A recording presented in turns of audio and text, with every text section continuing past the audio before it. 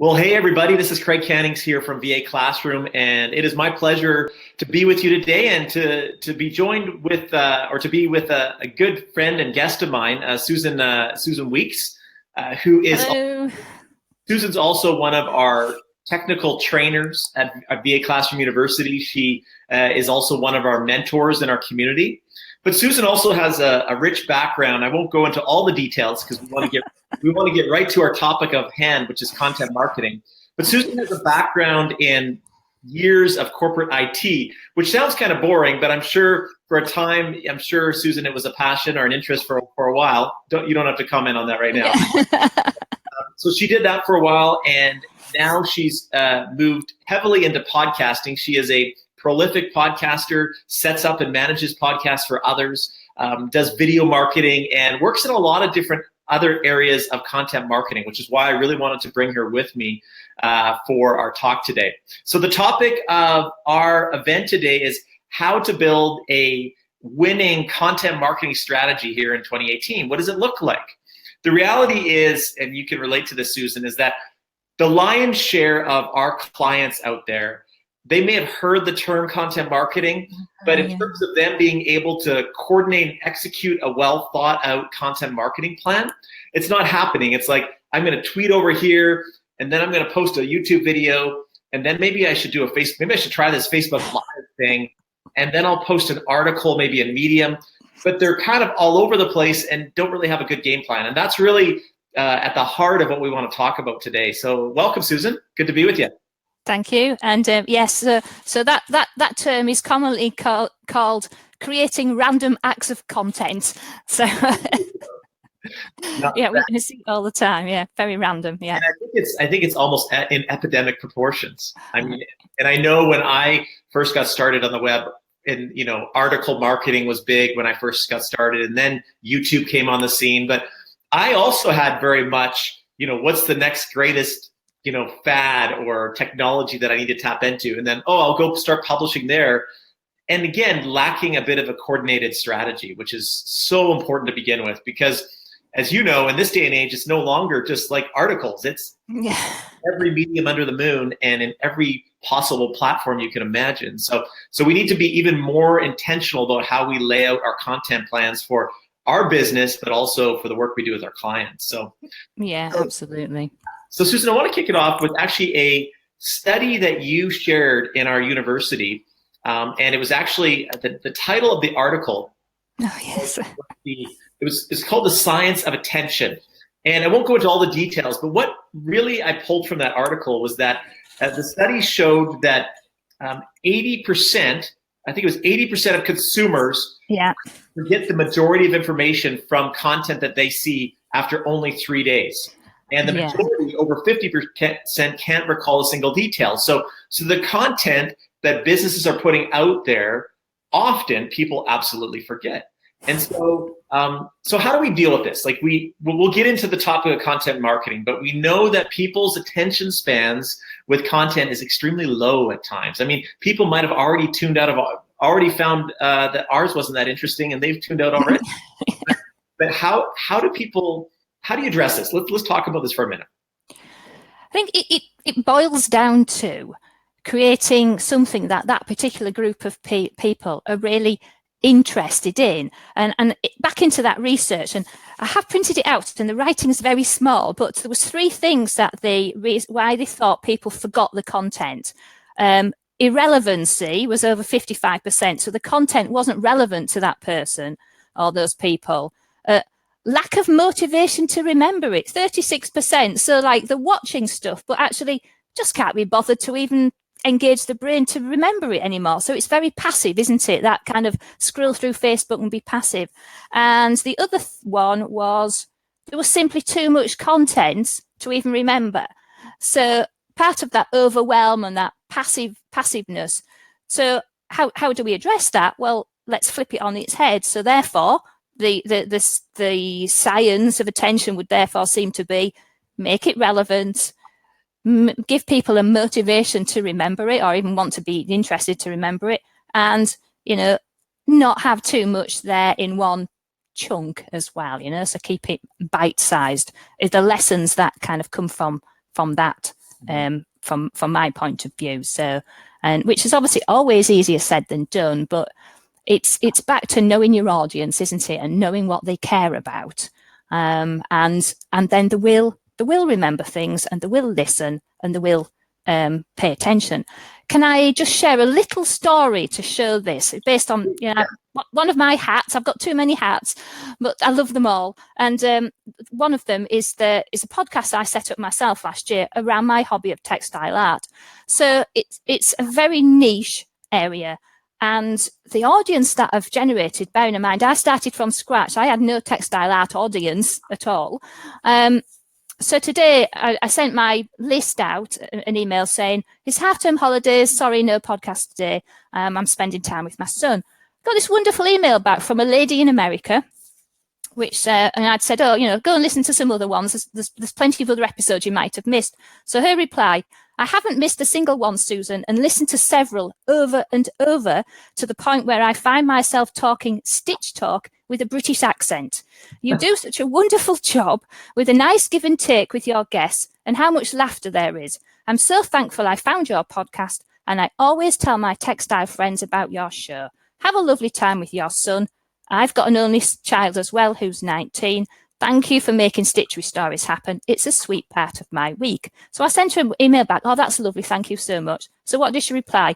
I'm in tune to what you say just as much as your guests. So thank you for sharing with us the equally interesting Susan Weeks, enthusiastic embroiderer, textile arts dabbler who also loves podcasting, which is how I introduced myself. So I mean, that turned up at 7:30 this evening. So it's like half an hour ago for me. You know what's cool? You know what's interesting about that, Susan, is that it really comes down to two things. As I hear you talk about it, what makes that woman want to tune into your content every week? I mean, that's really what the question that every one of us, is trying to figure out. What makes our audience want to tune in? And the first thing is relevancy. Obviously, you're sharing content that is relevant to her. If she I'm not in the embroidery or stitcher, that's not my thing. So the relevancy wouldn't be as high. But so that's the first thing that obviously you're hitting on the nail on the head with the right audience. But the second thing is people connect with people, and there's this personal connection. You have your avatar is you are from the UK. You've got a sweet accent. You're very bright and witty, and that's a part of your personality. So people are connecting with your relevant content, but they're also connecting with you. And I think that's if someone say, well, how do I build my brand using content? Well, it starts with you figuring out who you are. Like, how do you want to show up, and then what kind of audience is going to connect with your vibe, with your personality, and with your content. Yeah, and that, again, it's easier said than done, isn't it? But it is so hard. A year and a half ago, I was the world's best kept secret. Did I do any marketing? No. Would I do anything like this? Oh, not really. So I've really pushed myself to do this sort of thing. Two strange things have happened. One, I've discovered actually I really enjoy doing it. And the more you do it, you get the confidence. And even just doing the podcast, I started off thinking, oh, nobody's going to be wanting to listen to this. Yeah, I couldn't have been wrong. I couldn't have been more wrong. So it's tapping into that niche, and just getting to know the people, but being brave and trying, just give it a try.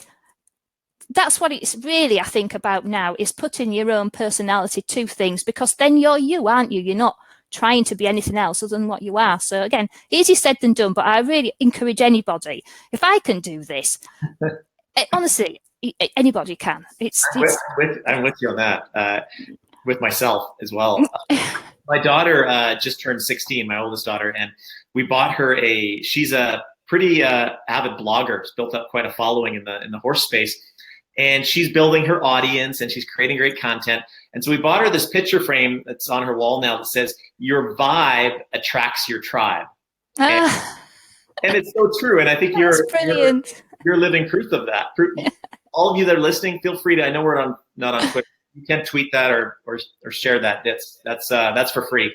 But your vibe attracts your tribe. And just like the lady that was missing your podcast, Susan, it's your vibe. It's all that you bring, your content, your presence, your personality, your style.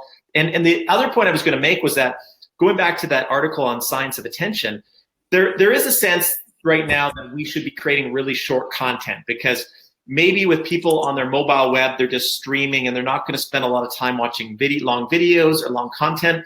And that's actually not entirely true. No.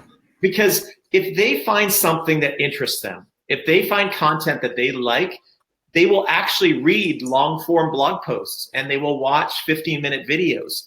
And that's not my rule of thumb here saying go out and create really long content. But the reality is, if you can dial in on the audience that you're seeking to reach and it's relevant and you're interesting, you can get away with being a blogger that creates really long blog posts. We found that even with Jenna, who's our blogger, a lot of her content is long form. And we get a lot of great feedback of people that love the way she writes. They like her style. It doesn't matter that it's 1,500 words. No. So I think that's a misnomer, that they're thinking people's attention spans are going down. So then we should only be creating 20-second tip style videos so that we can feed their short attention span. That's just going to be, we'll put ourselves out of a job, won't we? Because ultimately it's just going, 20 seconds, 8 seconds is now the attention span. Let's do a 3-second video.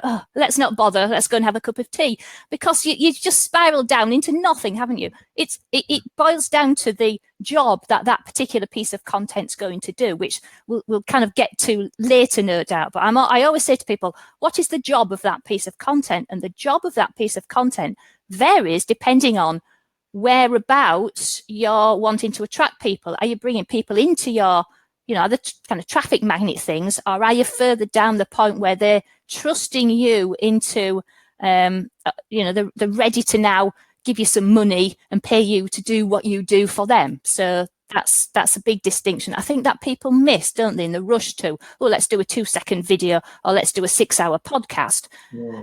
It's why are you doing those things in the first place? So.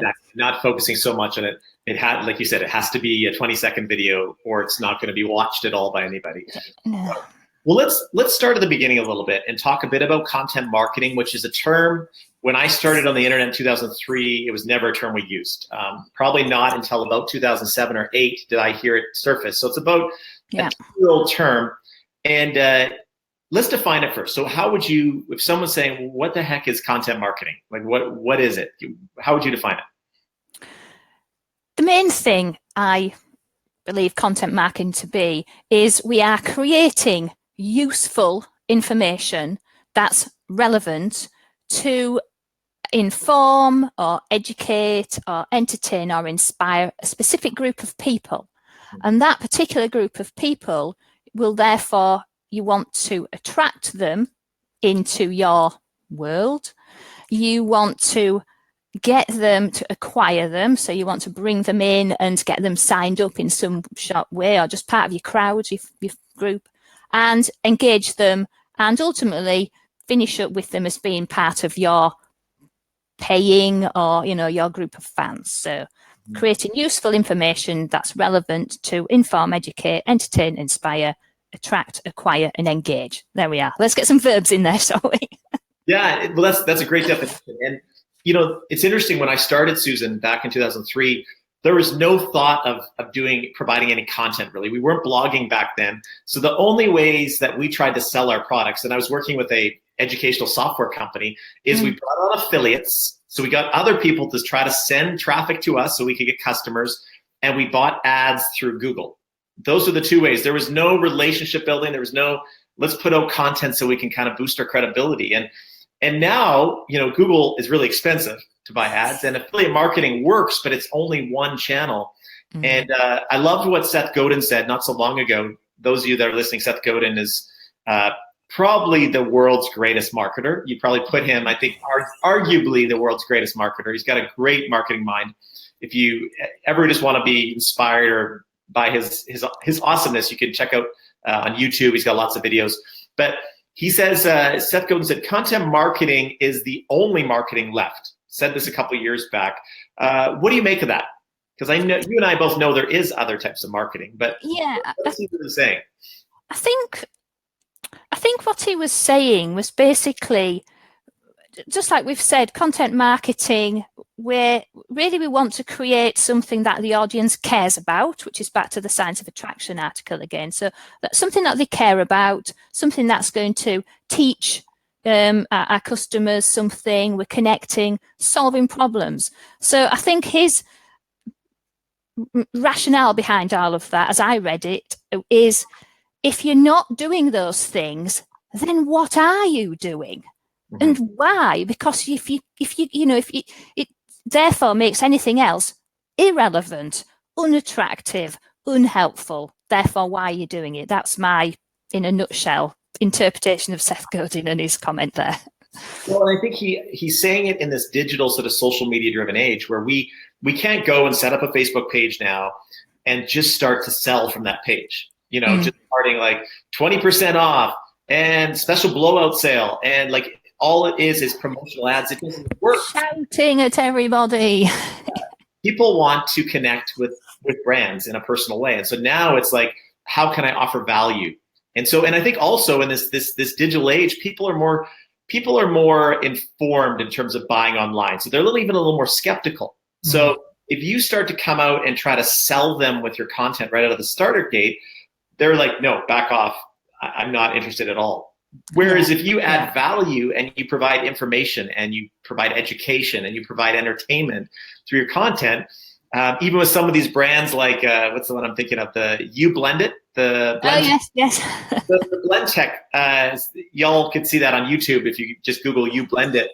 It's the blend tech, blend, and then it's TEC. Maybe Sabrina, you could pop that in the live chat there, the link to the channel. But they realized, they're in the business of selling blenders.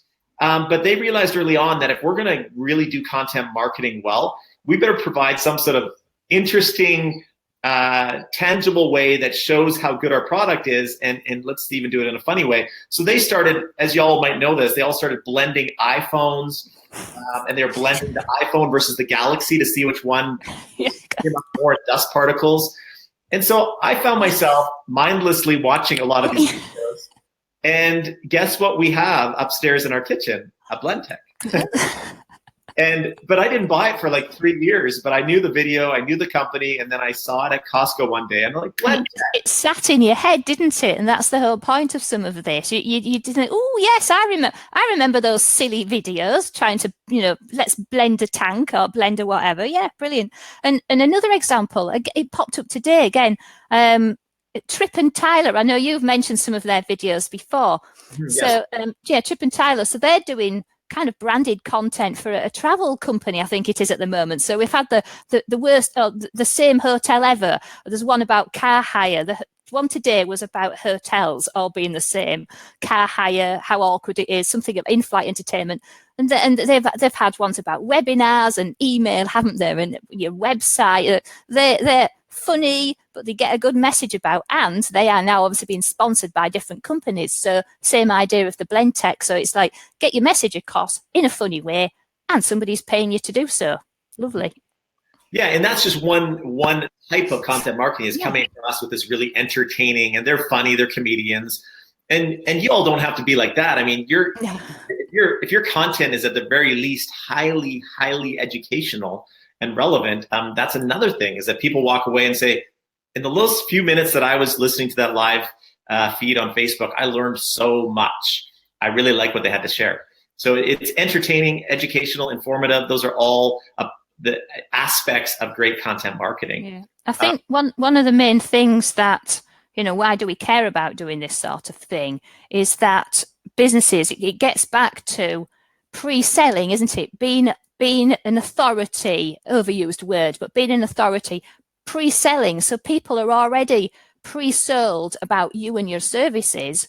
And you don't have to sell yourself. You've already attracted people, and you are therefore pre-sold. You were pre-sold about a blender 3 years before you bought one. Exactly. People are pre-sold about, having a podcast or having someone to help with their social media or whatever, because they've listened to somebody explaining how they do it and why they do it and sharing some useful tips. And, this is a good way for it to be done. And I think that's a really key aspect of all of this, is those aspects. And from our point as service professionals, I'm sure we all struggle with, like, kind of making that sale, as it were. With the content aspects, you don't have to do as much of that. People come to you already pre-sold. They want to work with you. Friend of mine, she's heard in the last 3 or 4 months, several times people have come to her and said, you are the only person who can help me. She's targeted that niche. She's been doing Facebook Lives and has a podcast and various other things. But to hear that, you are the only person that can help me. They're already a client. All they need to do now is pay you some money. They're sold. So that's, to me, a big takeaway for anybody listening. That's, I think, where we want to be in terms of our services. That's what you want people to say. Only you can help me. It's true. And, I think of all the students that have come to our university, in some of our follow-up surveys, very, very few, I would say almost 0% came just to the sales page for the very first time and bought. They usually listened to one of our webinars, downloaded one of our ebooks, read one of our blog posts. It was all of that, like you talk about pre-selling, it was all that preceded it. And I remember when I got into the internet space, I don't come from a marketing background. I didn't have a business degree. I didn't even have a sales job. And so the art of selling wasn't like firmly embedded in me. But when I discovered webinars, that was my medium initially, seminars and webinars. When I discovered it, I realized if I could just be really good at this, like if I could provide killer content and people love the resources that I provide, that somehow that's going to bring them over to be a part of our university. And in a miraculous way, it worked. As I got better at doing it, it was like my content was the catalyst to converting them. So you use content was the catalyst to converting them to a sale. It wasn't because I had some, get rich quick scheme or I was like beside the sports car in a summer, near the ocean saying you can be just like me. It was just saying, hey, here's some great content that I hope you'll like. And if you do like more, come check us out. And it was they were pre-sold. They would come and they would join the university or they take our courses. So well, that's very much the case. I mean, 2008, when I'm one of your, probably one of your oldest, or let's say long established students. And that was very much the case. So I was there researching about content, how to make this VA thing work, and up popped you in amongst the sea of people with the get rich quick and the sports car and the woman in the bikini, etc. I'm thinking, here's somebody sensible. That's and off we went from then, and it did stand out very much. And I almost wrote a blog post years ago. I don't know why I didn't. No more woeful webinars, because a lot of them are just dire. You have to stop listening after a while because you're just going to get sell. But yours always have been full of content. And again, as a content strategy, a good content-rich webinar is fantastic. So I haven't done any of those yet, though. Well, let's talk about different mediums. So there are different types of content marketing channels that some and if we talk about this as a service for your clients or even something for your own business, you're not all going to resonate with one channel. There's a multitude of things you can do. Yeah. Maybe just give people just a quick sort of overview of some different things you can get into in the content marketing space. Well, I think the most popular at the moment, back a step. My thing is the most popular is the one that's most relevant to your group of people and that you feel comfortable doing and that you are going to find fun and interesting. So don't try and force yourself to do something that's too far away from how you feel, because if you're uncomfortable, it'll come across. So that's my first thing. But the different types, obviously at the moment, video isn't going away. It just gets more and more popular. And obviously live stream things like this, definitely, it gets the engagement. And you can do so much with them afterwards as well, of course. You can take the audio out. You can turn them into slide shares. You can put them in a podcast. You can, there's tons of things. I love repurposing. We'll get onto that later. So yeah, definitely I would say live streaming and video in all the different formats are very popular. You've still got things, anything with a visual aspect to it. And obviously I'm going to say audio as well, aren't I? Because I really like that. And audio is brilliant if you feel a bit too scared to do video, but you're still getting your personality across. And the other thing is back to the job. What job is that content doing? To me, different forms of content perform a different job. and in different circumstances. So not everybody can be watching a video. You know, they may be on the bus or a train or driving or waiting for their kids in the doctors or whatever, but they can listen, can't they? And nobody knows what they're listening to either. So you could have the same content in different formats. So those are my kind of main things. Definitely live streaming, video, and an audio for a different reason. And then any other kind of visual thing from there seem to work. But it's what's right for you and your audience, definitely. So let me ask you this. Facebook Live audio has been around for just a little while now, and it does attract those that may not want to be like we are today on a camera, and maybe it's like a first stepping point. So what do you think of it in terms of like how would you use Facebook Live audio as a sort of, you know, in terms of a repurposing strategy for podcasts? Like, how would it work? Do you envision, you know, shooting Facebook Live audio and then transforming it and editing it into a podcast that you basically are hitting two audiences? Like what?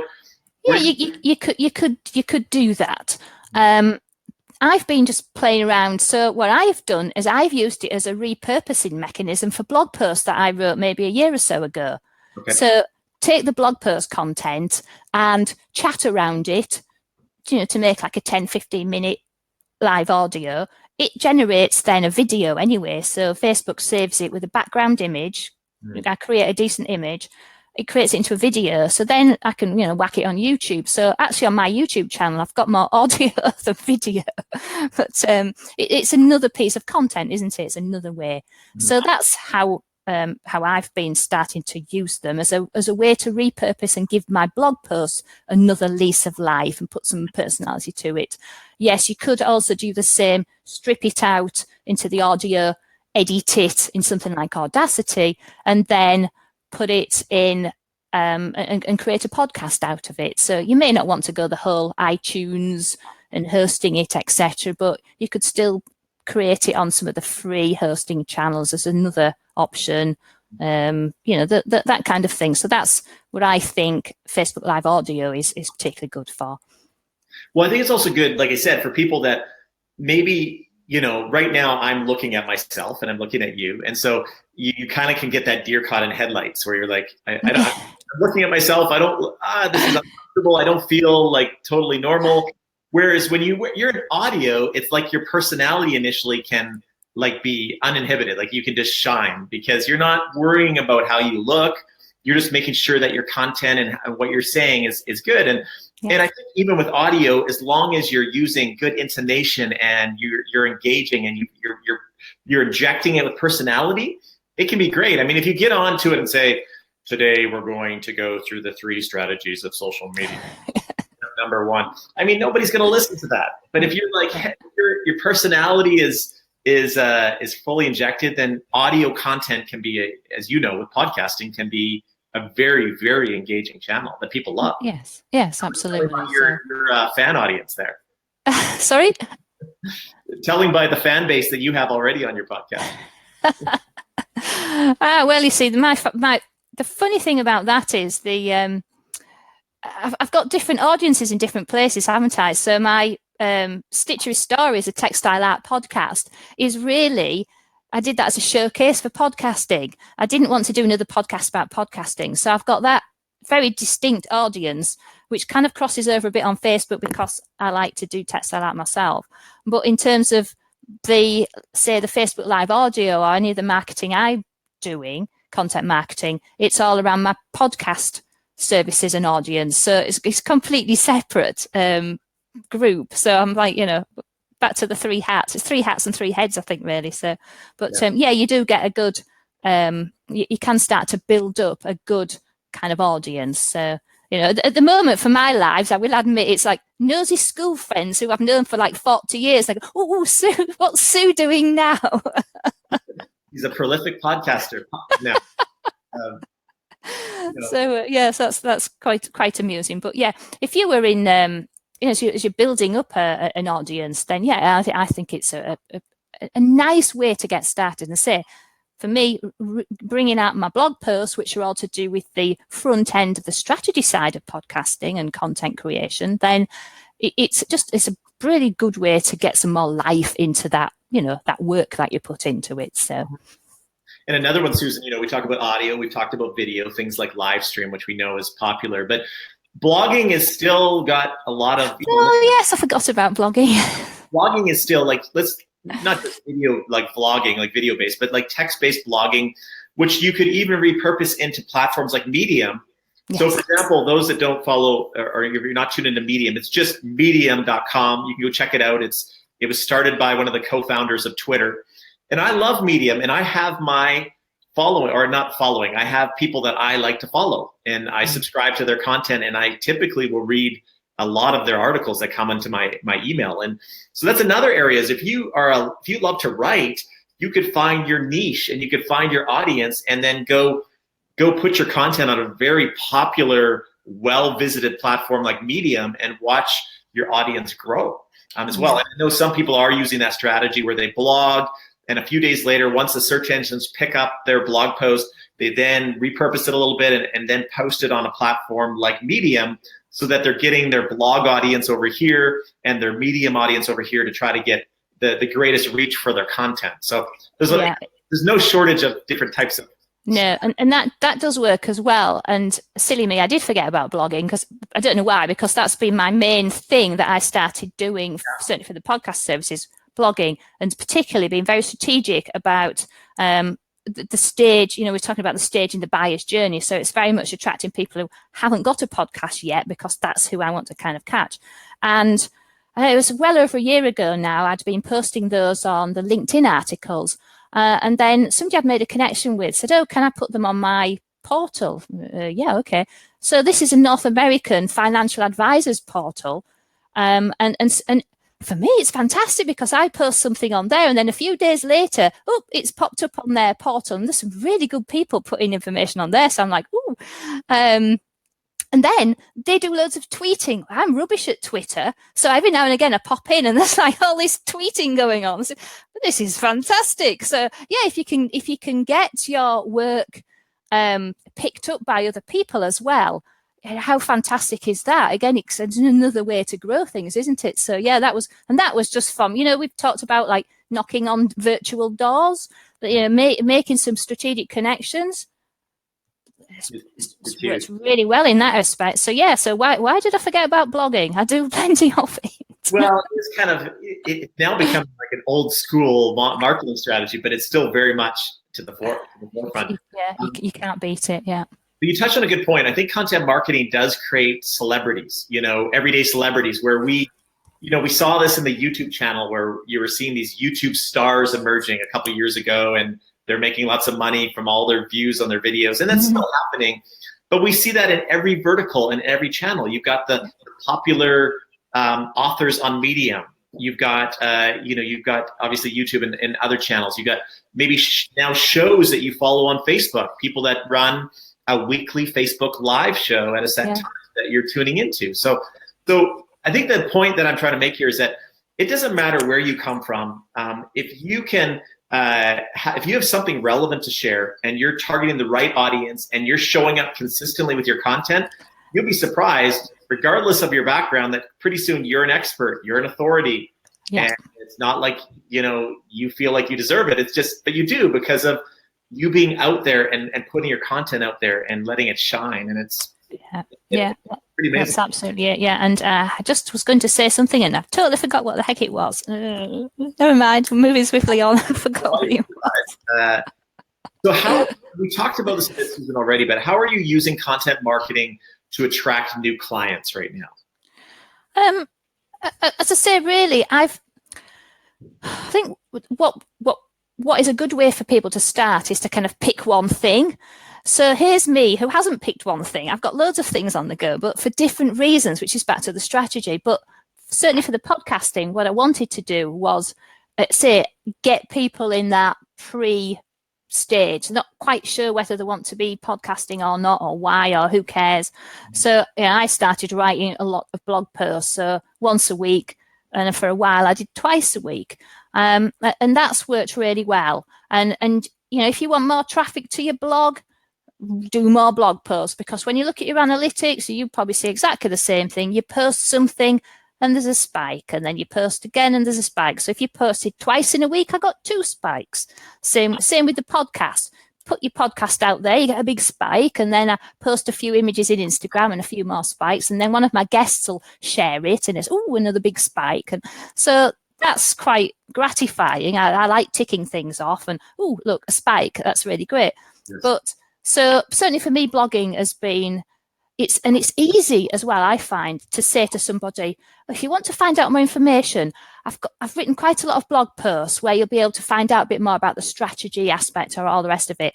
That seems easier for me to say, here's some blog posts that you might want to read, rather than like, sign up for this thing or come and let's have a discovery session. So I think again, pre-selling, I found that to be really useful. It's been really helpful for me to that old build your platform kind of thing as well. So getting my blog posts, I've been fortunate that they're now posted elsewhere and somebody else is tweeting them. And so that's been a big thing for me. Totally separately, for the podcast, the way in which that has happened has been, that's a showcase of, I've done absolutely everything on that podcast. And now the way I market that in terms of content is really, I will share it on my Facebook page. There is a couple of groups of, embroidery people that share it on Facebook, but most of my audience I now get from Instagram.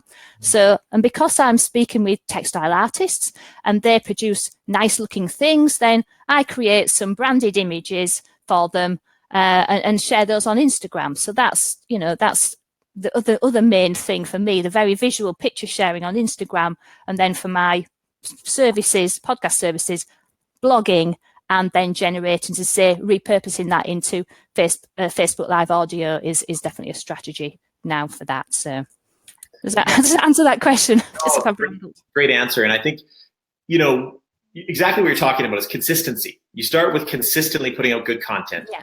And don't stop. I mean, the more consistent you are, the better results you will see. And that is true. The other thing is, and we talk a lot about this, Susan, at the university, is about creating your content marketing funnel, where let's say whether it's Facebook audio or it's blogging, how are you taking your blog audience and turning them into email subscribers and turning them into prospective clients? So for example, if you go to our blog post, typically at the bottom, we do have an opt-in box or a place where they can, they can opt in to get some free content. And so, strategically using those opt-ins in order to build your subscriber base and lead them towards other free content, lead them towards a free discovery call with you if you're trying to seek a client opportunity. So the content is kind of like that first stepping stone or the very top of the funnel. You're putting the content in, and then they're downloading your free ebook, and then they're tuning into a 30-minute discovery call with you, and pretty soon they are your next great client. And so I think it's the content is just the beginning, and then we try to funnel them into the end result that we're looking for. It is. And I came across a good example just the other day.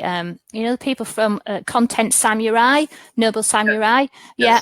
Well, they've had an offer for that, and I didn't take it up. But then obviously I'm now in the funnel of, well, you nearly bought this thing, but you didn't. So now I'm getting all these like handy video tips. So again, it's more content, and it's all emphasizing all the great things about this particular software and these little tips, 3-4 minute videos. It's kind of like, well, hey ho, you've missed out here, but this is these are the things that you can do to think, oh, actually, yeah, I think I might quite like to go and buy that. So that was another interesting point of creating content further down the funnel as well, as part of that. You're in that email sequence now, but it's still educational, sharing more content to then push the person into still buying it. So there'll be another special offer coming soon, won't there? But that was an interesting point there. But it's back to that strategy. What job do you want that piece of content to do, and what can you do to flog it to death, as I always say?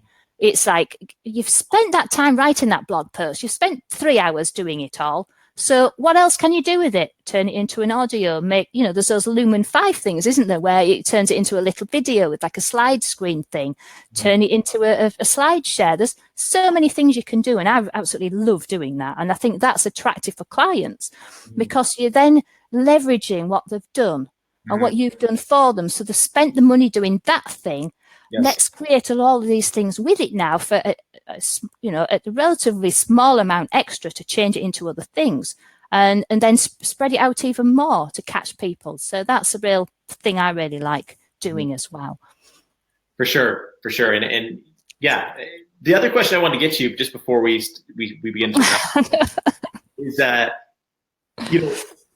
how can we take a client that we're working with and help them launch an effective content marketing strategy? So if we're starting with someone from scratch, what are some tips that you could provide that you would maybe do with a new client that is pretty green, or they have had sort of a shotgun approach and they're not sure really how to get started? What would be some insights that you would offer them? Yeah, definitely. First of all, are they clear on who it is they're speaking to, first of all? And quite often they're not, which is why we've had this scattergun, random content thing going on. So try and get it really a bit firmer as to exactly who they're speaking to. And then it's back down to the why. What job do they want these bits of content to do? Are we at the top of the funnel? Are we halfway down? Are we trying to, really have long form stuff now to turn somebody into somebody who's going to spend a lot of money with you, like white papers and so on? So it's back to that creation strategy. Why are you creating these things? And then the other thing I do is start with the end thing. What are you ultimately trying to sell here? And then I draw a diagram. You've seen these before, haven't you? Look, here we are. Here's what I preferred earlier. Yes. Yeah. So what I do is then say, well, here's some content here. We've got our landing page. You might, here's your general funnel. So we've got emails here. We might have some more content there. We might have some more content as we're trying to get somebody onto the sales page. So if the clients can see something like this, then I think it's less overwhelming, because we can then say, well, we've got this, and then basically do a bit of a content audit. What have you already got? They've already probably got loads of stuff sat on their hard drive or in the cloud. Don't start reinventing wheels. Get that out. It may need just repurposing. So I think that's, again, shows your value as a service professional to them. You're not just sitting there going, we need to create this, this, and this. You're helping them to go, oh, actually, I've got all these things that would make into an ebook, or that would create some slide shares out of it. So that's something that I would try and kind of initiate. But again, get them to always think about what's the end thing? Where's the money? What are they trying to drive people to? And then we can start to put some content in a sensible way. So I think if you get that top part right, the rest of it starts to fall into place rather than it all falling apart. Well, exactly. Let me give you an example, just as kind of expand upon what you're talking about. So let's say you're wanting to sell a course on how to use Buffer, the Buffer app, which is it was a social media dashboard. It's like the complete guide to managing social media with Buffer. So it's this $39 course that you're selling. Well, before that, you might have a free offer that's something like, your 10 steps to setting up and managing your Buffer account, or something like that. And then you might have some articles on 5 ways that I have shared video content through Buffer as an article. So it's kind of like you said, working back. I want to sell this product. I'm going to have some free giveaway that's probably going to lead to the product. But then what relevant content am I going to funnel into that free offer? That's almost like I've seen the ones where the reason I use Buffer, because they do this really well, where you'll have like 10 steps to building your social media strategy. And then they'll have the download the social media State of the Union for 2018, sort of like so you can build out your big strategic plan. And then they have, obviously they're selling their software. But so exactly that, starting with the end in mind and working your way back will be the best way to figure out what type of content to create and the types of content that's going to most resonate with your audience. Yeah, I think the thing that they do nice as well, again, on Instagram, they're into that lifestyle thing. So, it's the weekend and they show these fab pictures of people doing lovely things all over the world.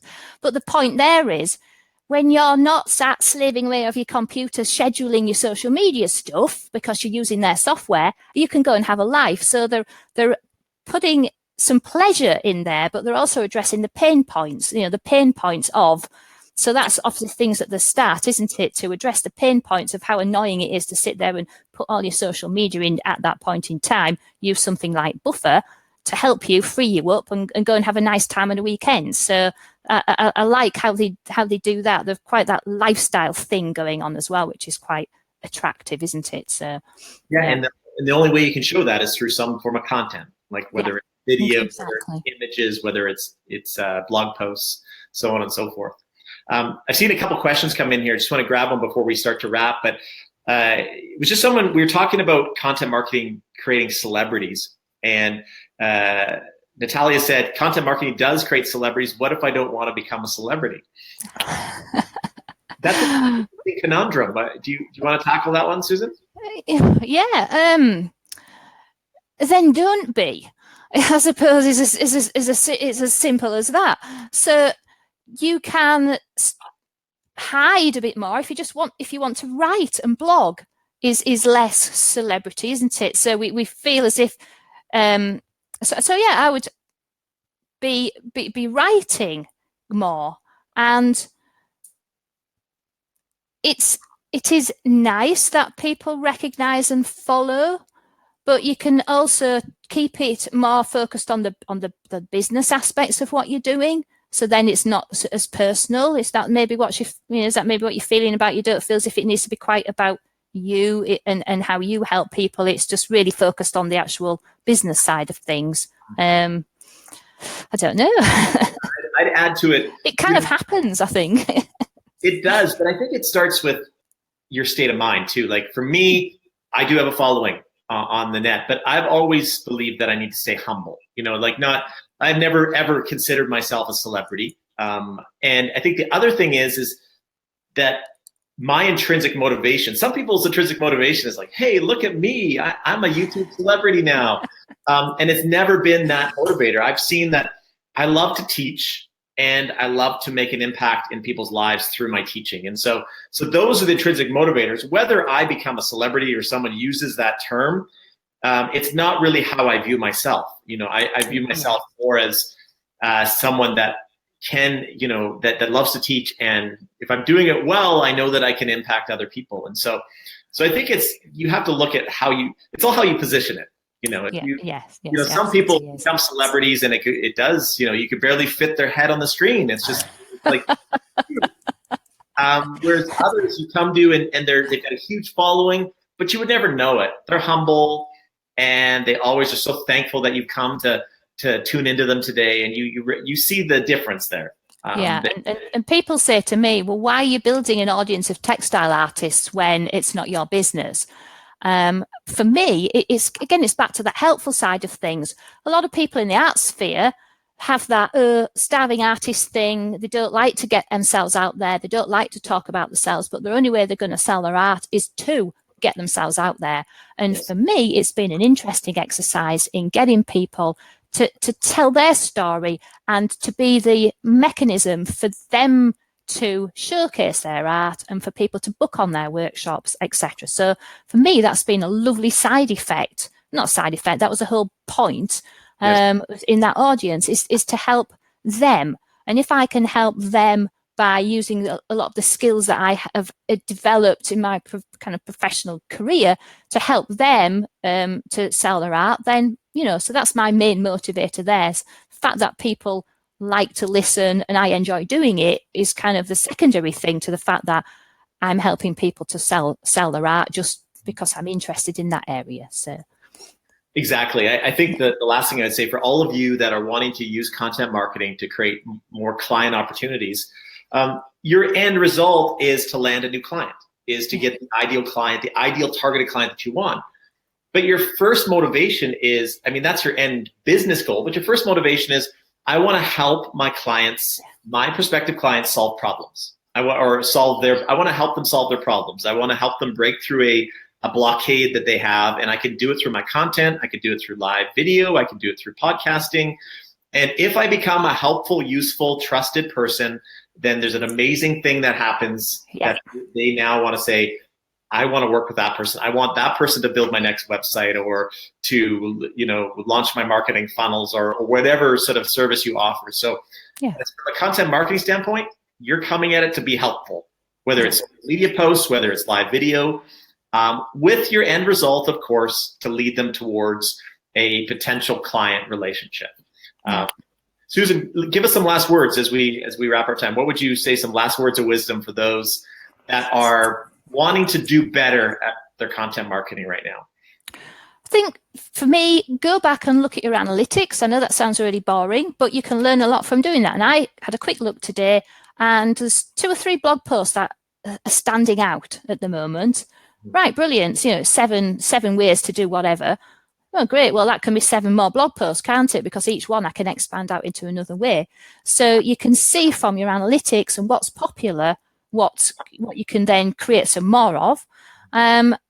Anything that you do, if you're doing images or anything, make sure people know it's you. Put your URL on it, brand it. We're trying to get these things shared around, aren't we? So don't forget that if there's an image on there or whatever it is, that people can see who it is and that you've got your call to action at the end, even if it's sign up for my newsletter or go and read my other blog posts or whatever it is. So check your analytics to get things that are popular and therefore you can do more of, to make sure that whatever content and images is branded so that people, if they find it even through an image search, they can come back to you, and also to get those call to actions in there to actually get people to come and do what it is that you want them to do.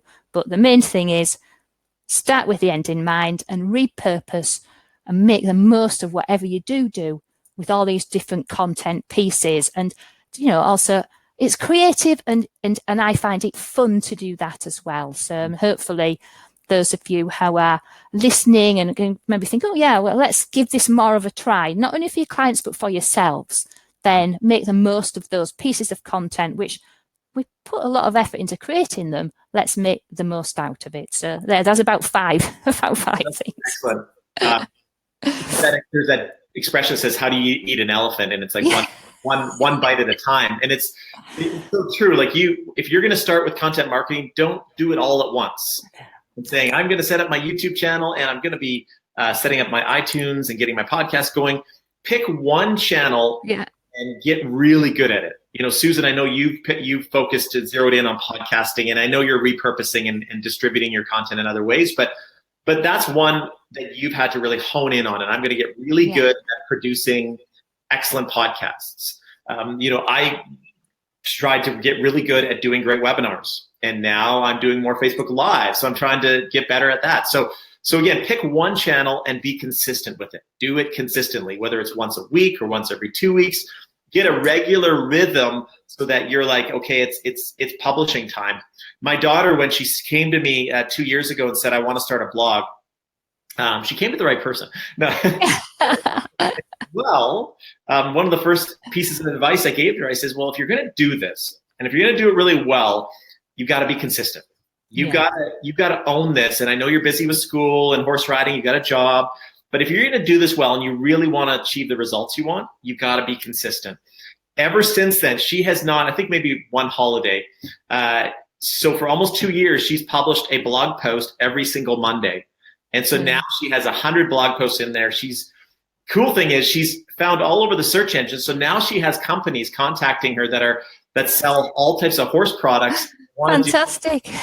They're giving her free content. So I'm serious. All the time I'm going to the box and I'm getting a new box in there of horse equestrian t-shirts and bracelets and sprays to make your horse smell good. And she's writing blog post reviews on content for these companies. And it just started with her being consistent. She didn't go out there with this plan to become, let's say, a celebrity in the horse space, which I don't think she's a celebrity, but she's producing great content and people are taking notice of it. And it's starting to produce good results for her. That's brilliant. Yeah, you're very proud. Yeah, just watch out that you go to the mailbox and there's a horse tied up to it. Somebody's giving it. I know. That would be taking it a bit too far. Yeah. Anyways, well, Susan, thanks so much. This has been great. Hanging out with you and talking about content marketing. I know this was a big beast of a topic. We could probably discuss discuss this for days or create a course on it or something. But thank you for tuning in. Thank you for it's been an absolute pleasure. So hopefully everyone's feeling a bit more inspired about what you can do and what you can do for your clients, importantly in this area. So awesome. Thanks, everyone. I'll go to bed now. Yes, it's late for you and it's kind of midday for me. Thanks everyone for tuning in. Have a great rest of your Valentine's Day. This is February 14th. It's my daughter's birthday, so it takes on a whole new meaning for us. You enjoy the rest of your day, and we'll talk to you soon. Take care. Okay. Bye, everyone.